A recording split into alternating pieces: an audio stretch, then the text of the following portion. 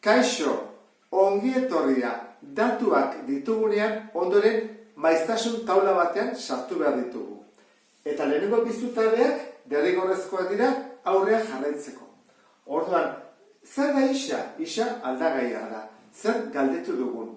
Adibidez, zenbat azterketa gainditu dituzu hilabete honetan. Eta bigarrena da zenbat pertsonak erantzun duten datu konkretu hori, adibidez. Bi azterketa bakarrik gainditu dituztenak, zenbat dira pertsona bat bakarra? 3 azterketa gainditu dituztenak, 7 pertsona. Hau dira maiztasuna erantzun dutenak, zenbat pertsona? Adibidez, 6 azterketa gainditu dituztenak, 30 pertsona. Lehenengo bi zutabeak osatu ditugunean, ene kalkulatu dezakegu. Datu kopuru osoa. Zenbat pertsonei galdetu diegun. Hortarako maiztasunak batu behar dira. 1, gehi 7, gehi 2, gehi 10, gehi 30. Izango litzateke 50. Horran lehenengo pausua eman dugu. Zenbat pertsonei galdetu diegun.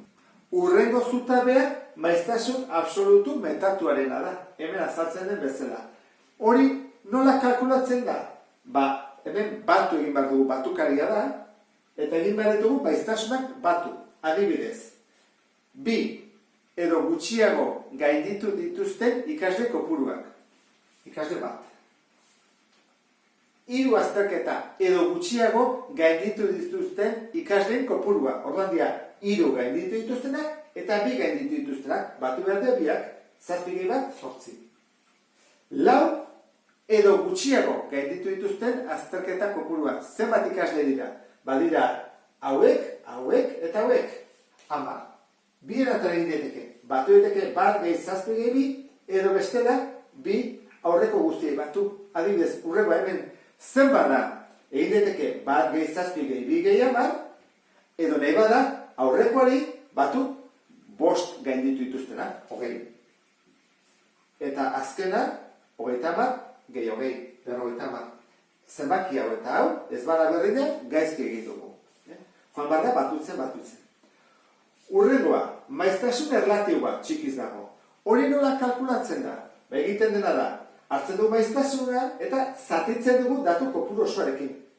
1, 50rekin zatitu, 7, 50rekin, 2, 50rekin, eta horrela, bana.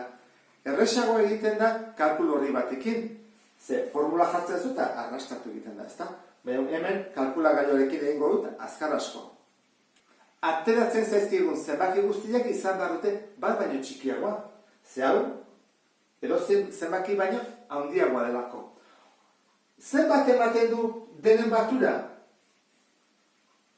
Eman behar dugu bat. Eta ez badugu ematen bat, gaizki egin dugu. Eta horren, hurrengoa, metatua, maiztasun erlatibuen metatua, lehen bezala egingo dugu. Zenbat ikaslek gainditu dute 2 edo gutxiago? 0,02. Eta 3 edo gutxiago, 2 hauek batuta. Eta 4 edo gutxiago, 2 erataren daiteke. Batu hau dena, 3ak edo batu 2 hauek. Erresagoa da 2 hauek batutzea.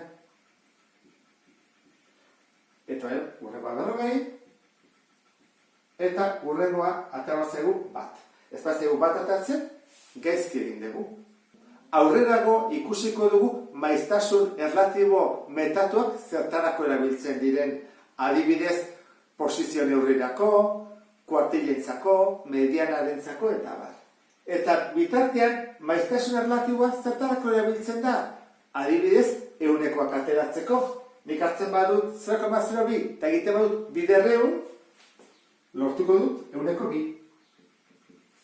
Eta 200, 114, 104, 120 eta 160. Denak 100 dira. Zenbat ematen du guztira?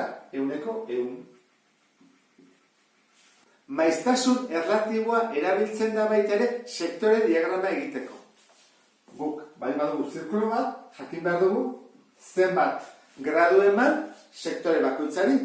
Orduan, pentsa dezagun gure dugula 5 erantzun dutenen zatia kalkulatzea. Bere sektorea. Orduan, joan behar dugu maiztasun erlatibora. 0,2. Zer egin behar dugu? bidean 360, beti 360ekin.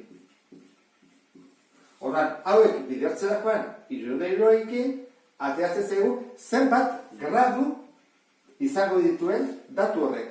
Nik iten badut 0,2 bider 360, ateratzen zait 72.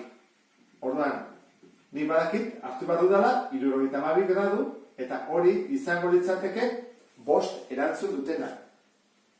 Eta 6 erantzun dutena, egin barko nuke 0,6 bider beti 360. Eta horrela osatuko genuke beste zutabe bat. Ordenatuta noski, goiti bera, graduak, eta hemen datu guztiak. Eta horrekin, ulertu duzulakoan, beste bat arte, agur.